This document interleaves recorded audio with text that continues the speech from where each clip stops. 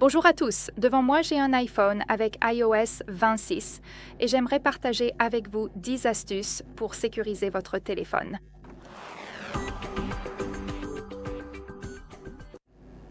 Très bien, et le meilleur dans tout ça, c'est que je vais vous présenter, disons, des restrictions cachées qui ne sont généralement pas visibles au premier abord. Grâce à cela, elles sont plus avancées et peuvent protéger votre appareil encore mieux que les options habituelles. Donc, la première chose à faire est de déverrouiller la section Contenu et confidentialité, car c'est là que se trouvent la plupart de ces contrôles, disons. Alors, allez dans les réglages. Ouvrons les réglages. Maintenant, il faut faire défiler vers le bas pour trouver l'option appelée Temps d'écran.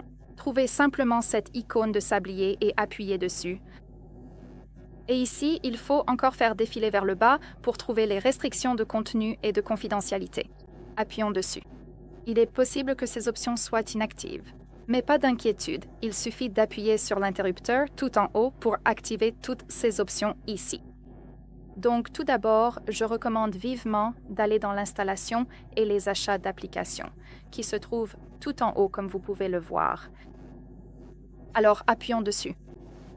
Et ici, cherchons les achats intégrés qui se trouvent juste ici, dans la section Achats iTunes Book App Store, et réglez-le sur Ne pas autoriser. Je l'ai déjà configuré, mais il est probable que vous ayez quelque chose comme ça. Donc, il suffit d'appuyer dessus, d'appuyer sur Ne pas autoriser, de vérifier que c'est bien sélectionné, puis de revenir en arrière. Ainsi, cela empêchera les paiements accidentels ou non autorisés dans les applications et les jeux. Et c'est particulièrement utile si votre enfant utilise votre téléphone sans compte séparé. Il aime jouer à des jeux sur ce téléphone. Et vous savez, parfois il arrive que, par exemple, le jeu propose certains achats. Et parfois, l'enfant peut acheter quelque chose par accident, donc cela va empêcher ce genre de situation, ce qui est, à mon avis, vraiment bien. Deuxièmement, je recommande aussi de bloquer l'installation d'applications, qui se trouve tout en haut. Comme vous pouvez le voir, dans mon cas, c'est autorisé. Il suffit donc d'appuyer à nouveau dessus et de sélectionner Ne pas autoriser. Assurez-vous que c'est bien coché. Cela signifie que le changement a été appliqué immédiatement. Comme vous pouvez le voir, cela va immédiatement bloquer l'App Store, le web et les marketplaces. Grâce à cela, cela empêche l'ajout de nouvelles applications. Et c'est, je pense, une astuce utile pour le contrôle parental ou la sécurité de l'appareil. Également la suppression des applications, qui se trouve tout en bas, comme vous pouvez le voir. Réglez donc sur Ne pas autoriser. Même situation, il est probable que ce soit autorisé, alors appuyez simplement sur Ne pas autoriser. Assurez-vous que c'est bien coché et que cela a été appliqué immédiatement.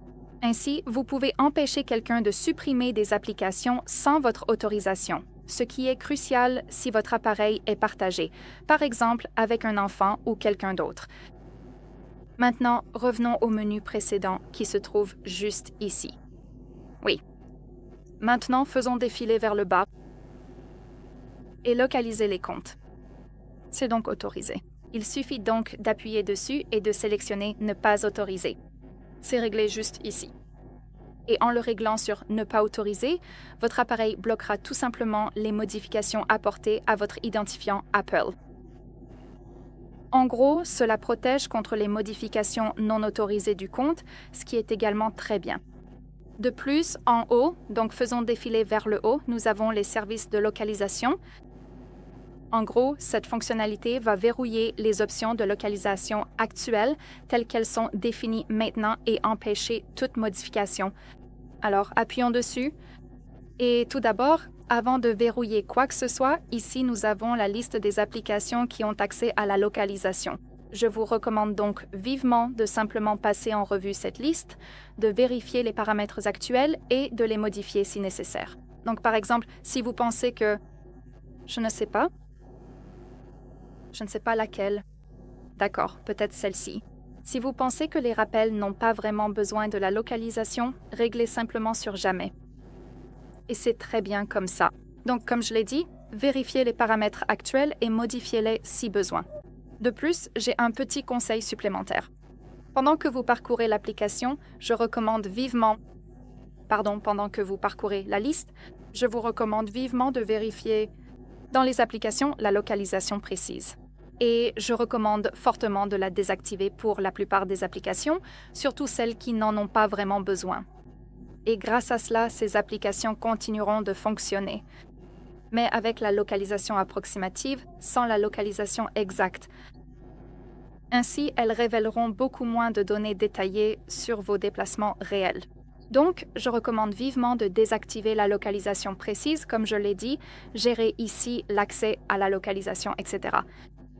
Après avoir effectué tous ces réglages dans cette liste, faisons défiler jusqu'en haut et ici, appuyez sur « Ne pas autoriser les modifications ». Si vous attendez un instant, vous verrez que cette liste deviendra inactive. Peut-être même maintenant. Et comme vous pouvez le voir, nous ne pouvons plus vraiment appuyer sur une application spécifique ni modifier quoi que ce soit. Ainsi, l'appareil verrouille les paramètres à un seul endroit. Vous ne pouvez rien faire. Personne. Personne ne peut non plus activer secrètement le suivi ou modifier les autorisations tant que vous n'avez pas débloqué cette option en choisissant « Autoriser ». Je vous recommande donc vivement d'utiliser les services de localisation et de gérer leur confidentialité. Une autre chose que nous pouvons faire ici, dans les restrictions de contenu et de confidentialité, concerne les fonctionnalités d'IA qui sont disponibles ici. Allons donc dans la section Intelligence et Siri. Appuyons dessus et ici nous avons l'Apple Intelligence. Et en fait, c'est vraiment à vous de décider si vous souhaitez utiliser ces options ou non, que ce soit pour la création d'images ou les outils d'écriture. Bien sûr, vous pouvez simplement appuyer dessus et sélectionner « Ne pas autoriser », ce qui va tout simplement le bloquer. Mais je veux me concentrer sur l'extension Intelligence à cause de la confidentialité, donc je vous recommande vivement d'appuyer dessus et de choisir « Ne pas autoriser ». Et parce que cette option envoie en fait des requêtes à un système d'IA externe en dehors de l'écosystème propre à Apple. Ce qui signifie en gros que cela partage les informations. Donc, si vous n'êtes pas vraiment fan de cette option, réglez-la sur « Ne pas autoriser ». Et maintenant, un bonus grâce auquel vous allez, disons, sécuriser tous les changements. Encore plus qu'avant, nous devons régler les paramètres de verrouillage de l'écran. Donc, ce que nous devons faire, c'est revenir à cette section temps d'écran. Faisons défiler vers le bas et trouvons ces paramètres de verrouillage de l'écran. Appuyons donc sur cette option et maintenant, nous pouvons définir un code d'accès. Et bien sûr, si vous le souhaitez, vous pouvez définir le même code d'accès que celui que vous utilisez actuellement pour votre écran de verrouillage. Mais pour être honnête, ce n'est pas la meilleure idée. Il vaut mieux en utiliser un différent de votre code PIN actuel de verrouillage d'écran. Et sans définir de code d'accès, en gros, toute personne connaissant votre code de verrouillage d'écran peut accéder aux restrictions de confidentialité et les modifier à nouveau. Je recommande donc fortement de les restreindre. Il suffit donc de saisir un nouveau code d'accès, puis de le ressaisir pour confirmer. Et voilà, c'est terminé en gros. Nous avons donc également terminé avec la section temps d'écran. Je voudrais donc que vous reveniez à la liste générale des réglages, car maintenant, nous allons utiliser la section confidentialité et sécurité. Alors, appuyez dessus. Juste ici, en deuxième position, nous avons l'option Suivi. Appuyons dessus. Et comme vous pouvez le voir en haut, nous avons l'option permettant aux applications de demander à suivre.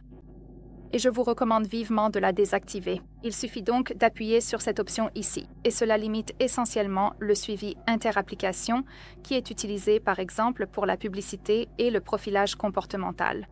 Donc, je recommande fortement de le désactiver si vous tenez à votre vie privée. Et enfin, je voudrais aussi vous montrer comment désactiver le centre de contrôle sur l'écran verrouillé. Parce que, soyons honnêtes, quand le téléphone est verrouillé, quelqu'un peut simplement, vous savez, faire glisser vers le bas le centre de contrôle et accéder à des éléments comme le Wi-Fi, le mode AirPlay ou les commandes de la maison connectée sans même déverrouiller votre téléphone. Donc, pour le modifier, pour en quelque sorte le bloquer, il faut aller dans Face ID et code d'accès. Revenez donc à la liste générale des réglages. Trouvez Face ID et code d'accès.